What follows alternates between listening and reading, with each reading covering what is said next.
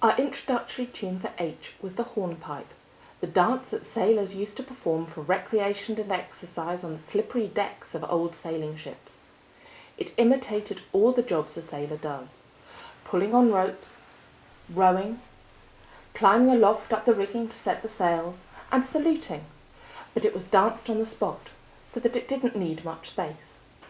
The musical accompaniment, originally literally a hornpipe, a reed instrument made of horn, bone, or wood with a bell at the end, soon became a tin whistle, a fiddle, or a squeeze box. The movements of the dance are quite intricate, as indeed are the sounds of the letter H, which is a sore trial to many English speakers, both native and foreign. Happily, however, we have the master mariners Bertie and Pandora to guide us safely to harbour, avoiding the reefs and shoals that constantly threaten to capsize us. The Right Honourable Harry Dashwood changed the horrible Birmingham Hotel, which he'd chosen hastily. The letter H features in every word in the sentence you've just heard. It can be sounded or silent, and when combined with other consonants, can produce a surprising variety of sounds, some of which we have already studied in practice, as with CH and GH. We'll look again at those and study some others in a moment. But for the present, let's start with the simplest sound of H, which is usually the sound of H when it is followed by a vowel, including the letter Y when used as a vowel, as in hymn, and when it is not part of a combination with another consonant. We'll call it sounded H. The sound is like panting when you've been running hard. Ha, ha, ha, ha, happy, Henry, hymn, hope, hut, hydrogen. Now you make the H sound and say those words. Without necessarily going for a fast run first.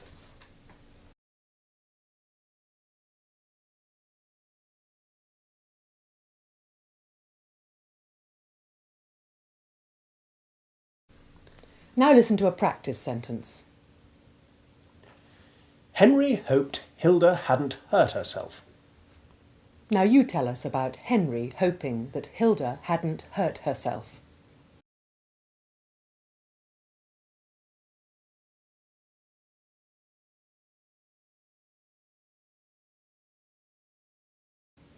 And here's another one. Listen first.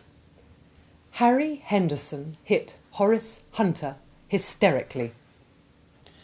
Now you tell us what Harry Henderson did to Horace Hunter.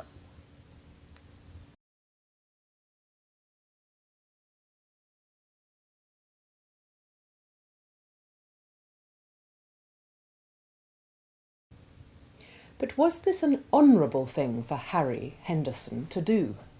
I ask this question to demonstrate an exception to a rule and to introduce silent H.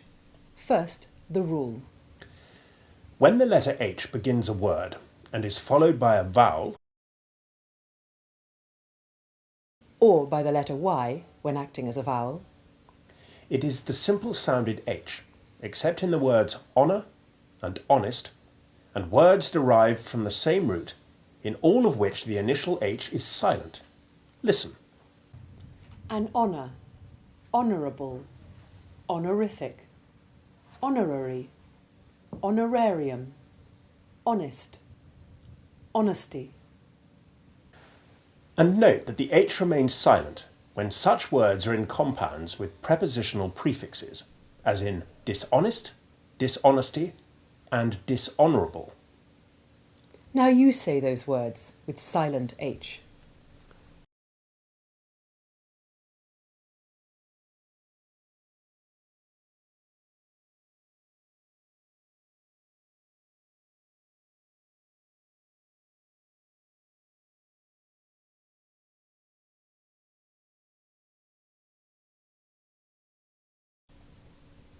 And before we move on to other examples of silent H, note that although you may hear the word hotel pronounced with a silent H, an hotel or the hotel, It is more usual to sound the H and say a hotel or the hotel, changing the sounds of the indefinite and definite articles accordingly.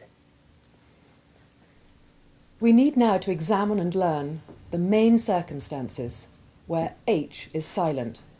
First, there are the many place names ending in HAM.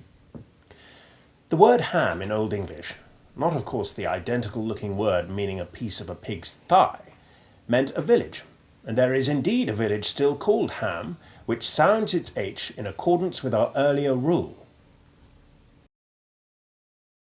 But when this word appears as a suffix in compound words, giving the names of towns and cities, the H usually becomes silent, and the A changes its sound from the short A1 of ham And the football team, West Ham.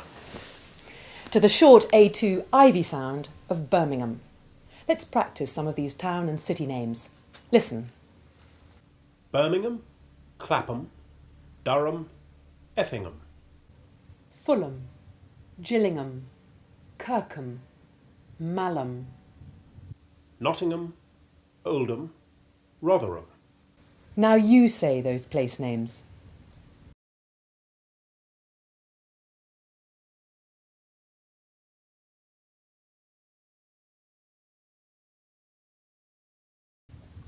Matters become more difficult, however, when H follows the prefix X, as it is sometimes sounded and sometimes silent.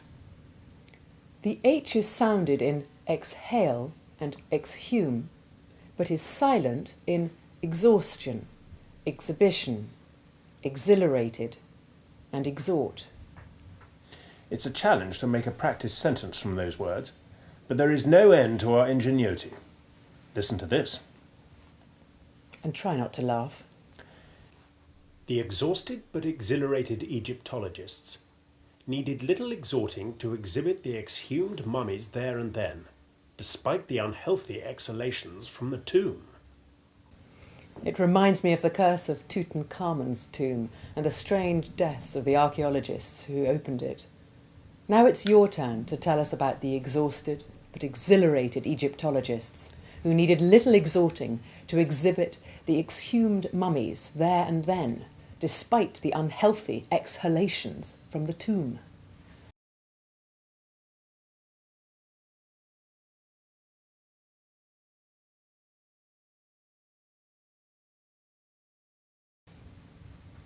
So far, our examples have been of H followed by vowels, and we must now study all its combinations with consonants. Sometimes in these combinations it is sounded alone. As in who? Sometimes it is silent, or virtually so. As in what? And sometimes the combination produces a unique sound. As in church or wish.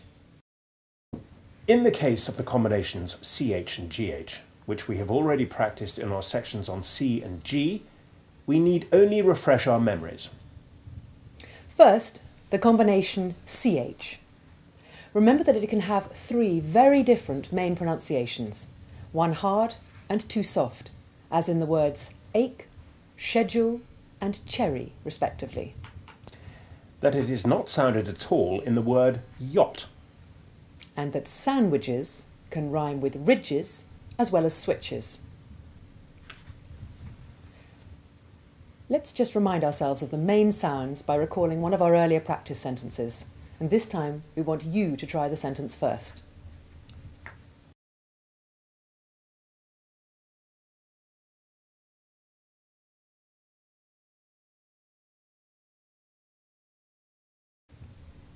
Now I'll say it, and you can check if you got it right.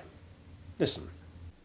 At the company's scheduled Christmas celebration, Charles chose chops, but Claire's choice was chicken cooked in a sauce containing cream, cherries and chartreuse. And before we leave CH, here's a real oddity to amaze and amuse you. It's the name of a large and ancient town south of Manchester called Altrincham. The letter H is silent, as in the typical HAM place ending, but the preceding C is pronounced as if it were a G to rhyme with Birmingham. Altrincham. What an amazing language English is. Now let's remind ourselves of the possibilities of the GH combination by trying another of our earlier practice sentences. Again, you say it first and see if you can remember the pronunciations. It's not easy, but take a deep breath and don't rush it. Off you go now.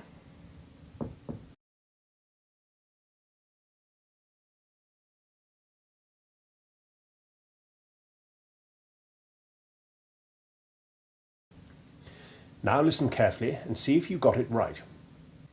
Although she'd had a ghastly cough throughout the night and felt frightful, the ploughman's daughter from Slough had been taught to be tough and thought she ought to start at first light. And again, if you're having trouble, go back to the G section and practice the examples we did there. The combination KH is used only in attempts to render foreign words in English and to represent a hard C sound combined with a slight H sound. But such a sound is alien to English, and you can regard the H as silent in words like Khan, Khaled, and Khmer. Except to the extent that you can't help making a very slight H sound as you change letters, as in Khan and Khmer. And not forgetting the pharaoh Tutankhamun, who inspired one of our more remarkable sentences a little while ago. And that mention of a pharaoh brings us to the PH combination, which we find mainly in words derived from Greek, where it represents the letter phi. And it is pronounced exactly like the letter F, as in philosophy, photograph, and catastrophe. The RH combination similarly represents a Greek letter, this time the letter Rho. The Greek letter is slightly aspirated, the R sound being combined with a slight H sound, but as with KH, such a combination is alien to English and we simply treat the H as being virtually silent. Listen to the following examples. Rhythm, rheostat, rheumatism. Diarrhea, hemorrhage, catarrh. I'm sure you'll agree that these words are a lot easier to pronounce than to spell. Now you say them. And learn their spellings.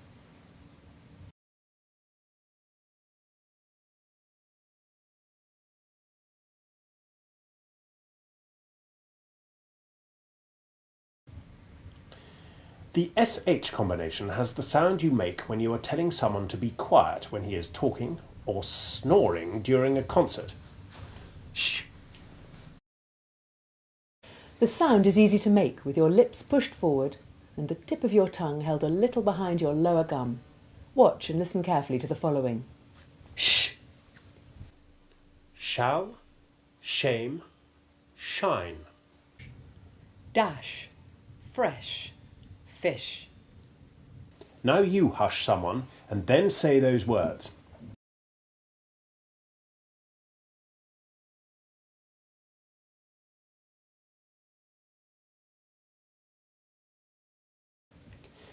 Now we come to TH, and this combination, unlike the last four, has two possible sounds, which we'll call hard. As in this. And soft. As in thing. And occasionally, TH can be silent. As in asthma. It's not as complicated as the dreaded GH combination, but it is not easy because there are few useful rules to guide us, and we therefore need to learn many of the TH words individually. First, let's practice making the two sounds. The hard sound of this and the soft sound of thing. The basic mouth shape is identical for both. Start with your mouth relaxed and your lips slightly apart. Press the front of the top of your tongue against the cutting edge of your upper front teeth, with its underside just grazing the edge of your lower front teeth, and its tip touching the top of the inside of your lower lip, but not quite touching your upper one. You then produce the air, and as you do so, you quickly withdraw your tongue so that its tip comes down behind your lower front teeth. Watch carefully as I make the hard and soft th sounds. The, th, the, th, the, th. The relative hardness and softness of the sounds is mainly a matter of the hardness or softness of the air you produce. You also feel the hard th sound coming from towards the back of your palate, whereas the air for the soft sound is more gentle and felt more between your more relaxed tongue and your upper teeth. Watch and listen as we show you again, alternating the hard and the soft sounds, then saying 3 pairs of words, of which the first in each pair has the hard th sound and the second has the soft th. The, this, thing. The, th, another, faith. The, th, without, truth. Now you alternate the hard and soft th sounds and say those 3 pairs of words exactly as we did. Soft th being shown in italics on the screen.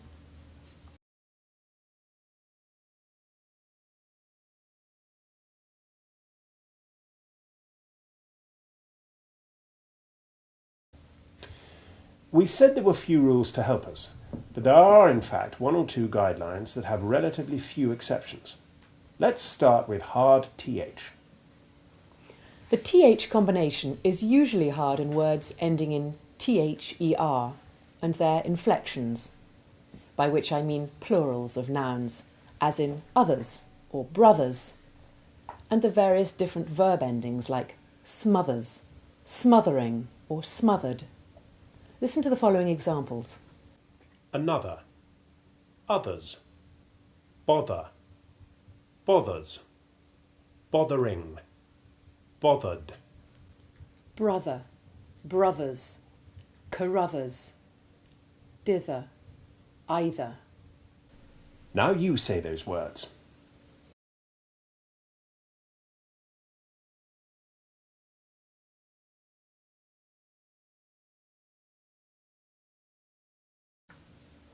And here are some more.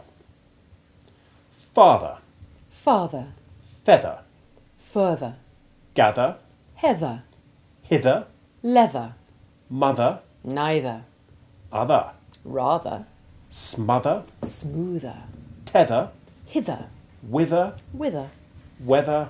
zither. Now it's your turn to say those words.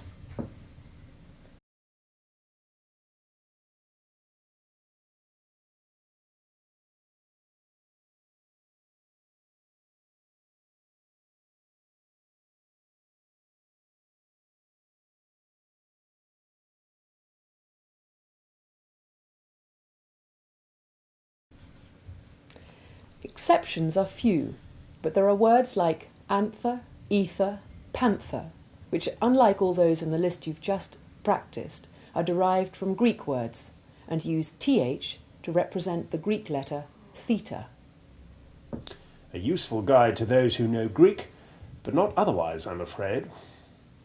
Now you say those 3 words with the soft th sound representing the Greek letter theta.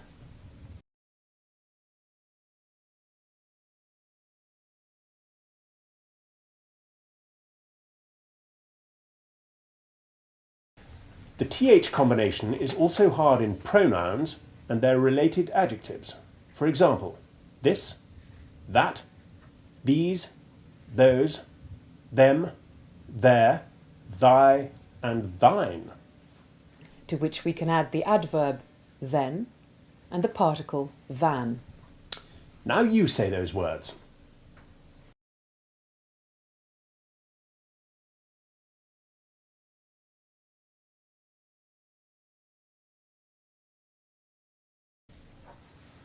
And now for a rather silly sentence to practice. Listen to this. Carruthers' other dithering brother gathered rather smoother feathers than either their mother or father. Why on earth were they gathering feathers? Perhaps they needed them to stuff some pillows. Anyway, you tell us now about this strange feather gathering by the Carruthers family.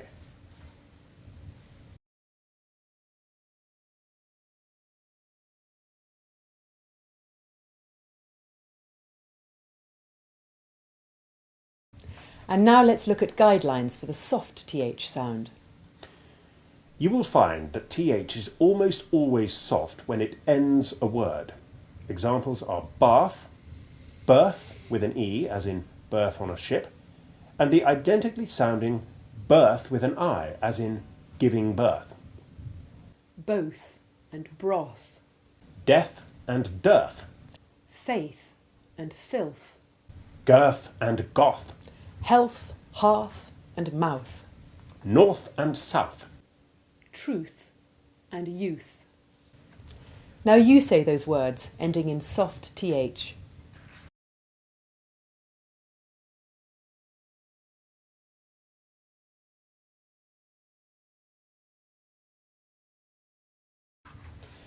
And to those examples we can add all the ordinal numbers. Fourth, Fifth, sixth, seventh, eighth, ninth, 10th, 11th, 12th, 13th, 20th, 30th, 100th, 1000th, millionth. etc.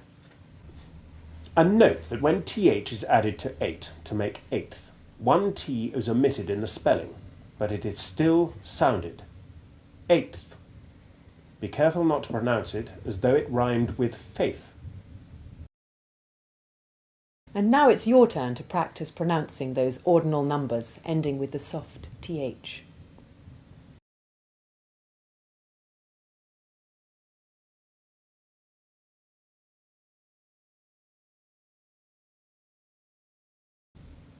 Exceptions to note are the noun booth, and both the adjective and the verb smooth, together with its adverb smoothly, all of which have hard th. Note, however, that the TH ending does not always remain soft when the letter S or other suffixes are added, while truthful, youthful and mouthful retain the soft TH sound. The sound becomes hard in truths, youths and mouths. There's also the verb to mouth, which has the hard th when it means to speak or utter, usually in a peculiar or unpleasant way, as in, he mouthed obscenities at the referee, or she mouthed her consonants with a strange lisp. And there's a similar hardening of the sound in northern, northerly, southern and southerly. More complicated still are the words deriving from worth, for while worthless and worthwhile retain a soft th sound, it becomes hard in worthy and unworthy. We've made up a sentence to practice this. Listen. Smithers smoothly mouthed untruths unworthily. Now you tell us about this smooth liar Smithers, who unworthily mouths untruths about worthy people. A political spin doctor, in fact.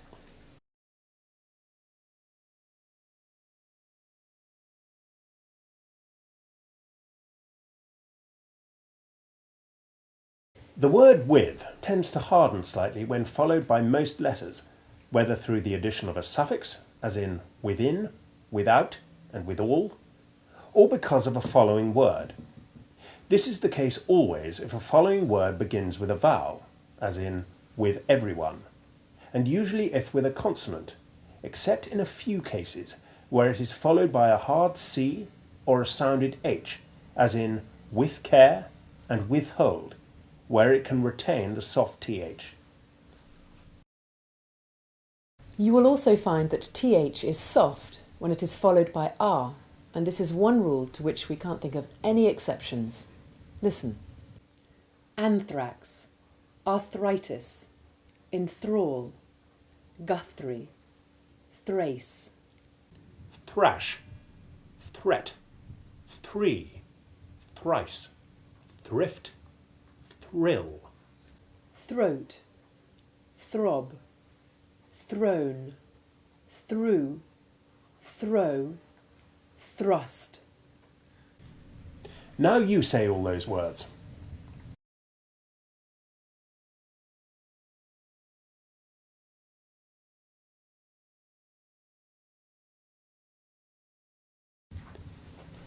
The combination th is also soft when followed by l or M, but such words are very few.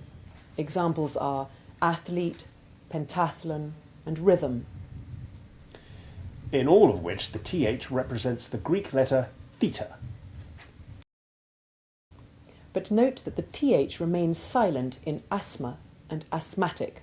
Now you say the following words.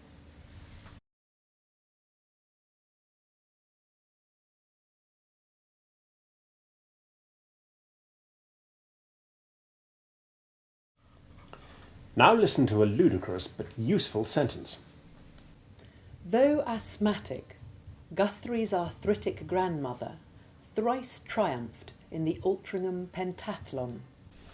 Now you tell us about the remarkable athletic prowess of this arthritic and asthmatic grandmother, and this will suffice for th until we come to the section on the letter T itself.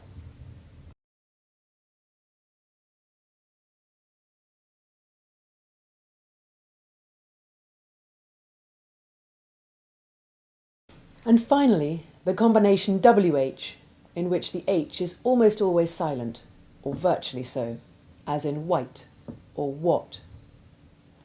You will always make a very slight H sound when you make whatever vowel sound follows. In words like white and what, you can't help it, but you should leave it at that and not exaggerate it. Listen to some examples of words with the WH combination. Whack, whale, wham, wheel, whelk, whelp. With, wig, winchat, while, a while, whim, wine, whip, whiskers. Whiskey, whist, whistle, whittle, whitlow. White, whiten, Whitsuntide, whiz, whortleberry, whoop, whoosh. What, when, where, which, why. Now you say all those words beginning with WH when only the W is sounded.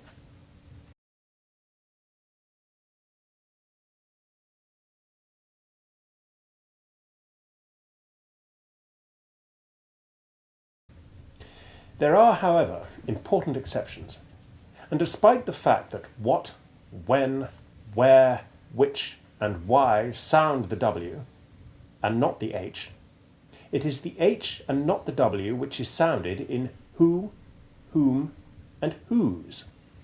Listen to this indignant question.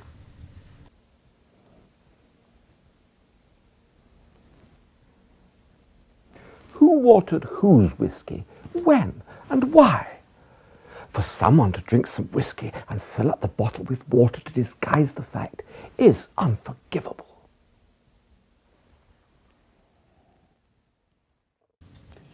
We are not amused, as Queen Victoria used to say, Now you ask this question. with appropriate indignation in your voice.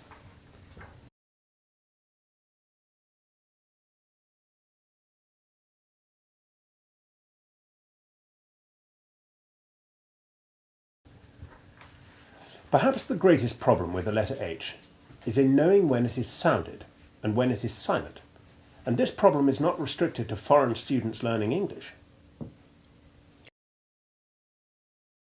It is typical of some English dialects, especially in the north of the country, to put in an unnecessary H and omit a necessary one.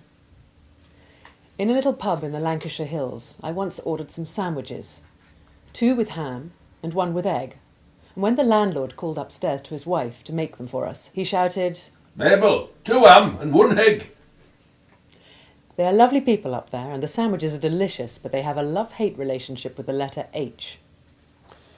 We're nearly at the end of our study of this interesting letter, but before we practice our opening sentence, make sure you never make the common mistake of putting the sounded H into the name of the letter. Although you've heard us say it many times, remember that the letter's name, perhaps perversely, does not itself have an initial H sound. It is both spelt and pronounced H. Listen again now to the Honourable Harry Dashwood's unfortunate experience with a hotel in Birmingham. Which is not, we hasten to add, a city especially well known for horrible hotels, merely one whose name is convenient for our pronunciation practice. The Right Honourable Harry Dashwood changed the horrible Birmingham hotel which he'd chosen hastily. Now you tell us about the Right Honourable Harry and his hasty choice of hotel in Birmingham.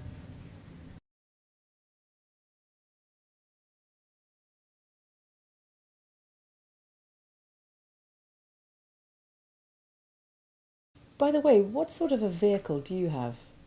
Yes, that's another example of silent H in English. Though not always in America. I have American friends who sound the H and say vehicle, whereas here the H finds its voice only in the adjective vehicular, when the stress moves to the second syllable and the first changes its vowel sound from long E1 to short E3. Listen again. Vehicle, vehicular.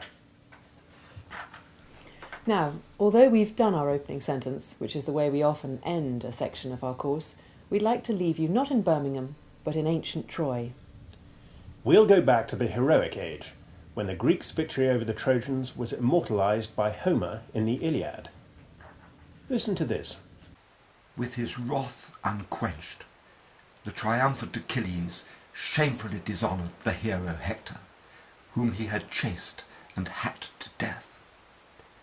He harnessed his horses, and while the helpless Andromache watched horrified, he hauled Hector's shattered body behind his shining chariot. If you wish to hear some of the most beautiful and beautifully spoken English on this subject, I strongly recommend you listen to Walter Leaf's translation of Hector's Farewell to Andromache from Book 6 of the Iliad in Sir Arthur Bliss's Morning Heroes. Both words and music are very lovely and very moving. For the present, however, we'd like you to end this section of our course by repeating our own special sentence, awash with the letter H, describing the harrowing scene watched by Hector's wife Andromache from the walls of Troy, and try to say it with the same beautiful enunciation you have just heard.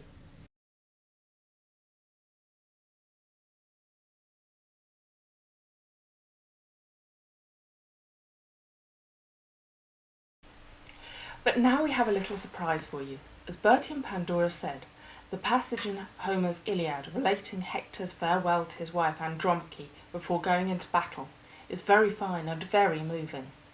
And we were disappointed that for copyright reasons we are not able to play you the relevant clip from the recording of Morning Heroes, a compilation of war poetry set to the most wonderful music by Sir Arthur Bliss, as a tribute to the brother he lost in the Great War of 1914 to 1918. Happily, however, we persuaded the Prof to read it for us, though he is very keen that you should try to get hold of a CD of Bliss's Morning Heroes and enjoy the wonderful music and the other glorious poetry that Bliss chose. The translation used by Bliss for Hector's Farewell to Andromache is that of Walter Leaf, a great banker and classical scholar born in the reign of Victoria, and it seems appropriate, therefore, that the Prof, who is himself a modern scholar-banker, should read it to you. What a wonderful, versatile lot the Victorians were. Indeed, it's only in this present generation that there has come to be anything surprising that a leading banker should translate Homer from the original Greek. Or Prime Minister, for that matter. The longest-serving Prime Minister of all, the great Gladstone, wrote learned studies in Homer, and Disraeli wrote historical novels. The English of Walter Leaf's translation is archaic, not contemporary. No one spoke like that even in Victorian times, as you know from all the great Victorian novelists. It's close to the language of the Christian English Bible in the great translation known as the Authorized Version, or King James Bible of 1611. And even this was more than slightly archaic in its own day. Walter Leaf deliberately used an archaic form of English because it was appropriate to the original Greek, which is itself deliberately archaic, as Homer was composing his great epics of the Trojan War at least some 3 or 4 centuries after the collapse of the Bronze Age palace states that were their ostensible period. We find a similar thing with the great 5th century dramatist Aeschylus and Sophocles, who use an archaic, poetic language in dramatising the myths and legends of great antiquity. So don't be surprised by the archaic nature of the language or word order. It is poetry in prose. Just sit back and enjoy it.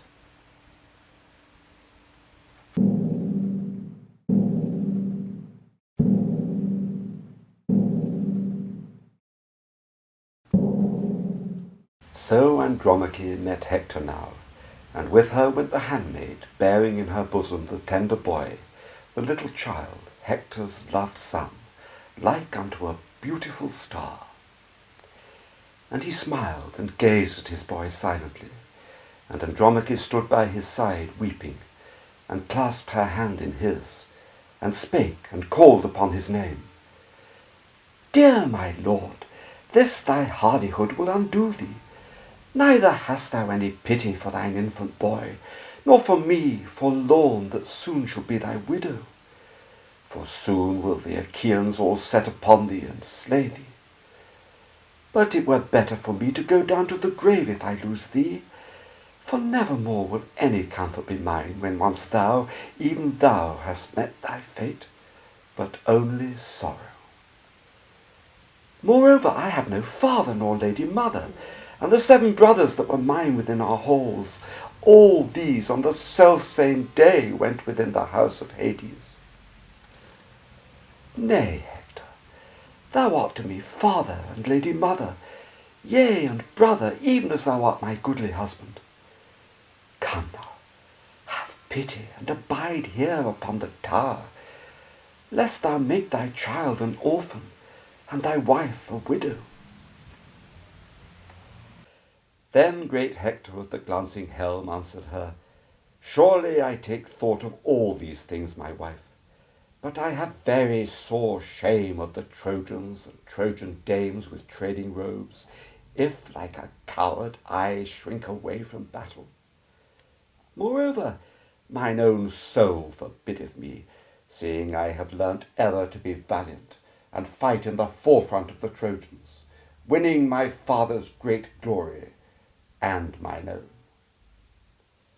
Yea, of a surety I know this in heart and soul, the day shall come for holy Ilios to be laid low, and Priam and the folk of Priam of the good ashen spear.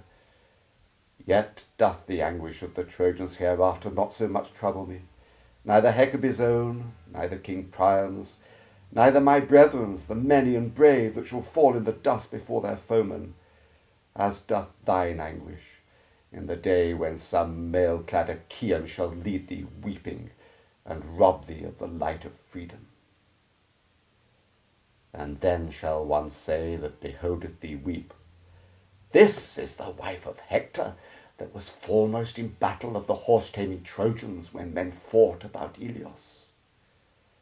Thus shall one say hereafter, and fresh grief will be thine for like of such an husband as thou hadst, to ward off the day of thy thraldom. But me in death may the heaped up earth be covering, ere I hear thy crying and thy carrying into captivity. So spake glorious Hector, and stretched out his arm to his boy. But the child shrunk, crying, to the bosom of his fair-girdled nurse, dismayed at his dear father's aspect, and in dread at the bronze and horsehair crest that he beheld nodding fiercely from the helmet's top. Then his dear father laughed aloud, and his lady mother. Forthwith glorious Hector took the helmet from his head, and laid it all gleaming upon the earth. Then kissed he his dear son, and dandled him in his arms, and spake in prayer to Zeus and all the gods. O Zeus and all ye gods, vouchsafe ye that this my son may likewise prove, even as I, preeminent amid the Trojans, and as valiant in might, and be a great king of Ilios. Then may men say of him, Far greater is he than his father, as he returneth home from battle, and may he bring with him blood-stained spoils from the foeman he has slain, and may his mother's heart be glad. So spake he, and laid his son in his dear wife's arms, and she took him to her fragrant bosom, smiling tearfully. And her husband had pity to see her, and caressed her with his hand, and spake, and called upon her name. Dear one, I pray thee be not of over sorrowful heart. No man against my fate shall held me to Hades. Only destiny, I ween, no man hath escaped, be he coward or be he valiant, when once he hath been born. But go thou to thine house, and see to thine own tasks, the loom and the distaff, and bid thine handmaidens ply their work. But for war shall men provide, and I in chief of all men that dwell in Ilios. So spake glorious Hector, and took up his horsehair-crested helmet, and his dear wife departed to her home, oft looking back and letting fall big tears.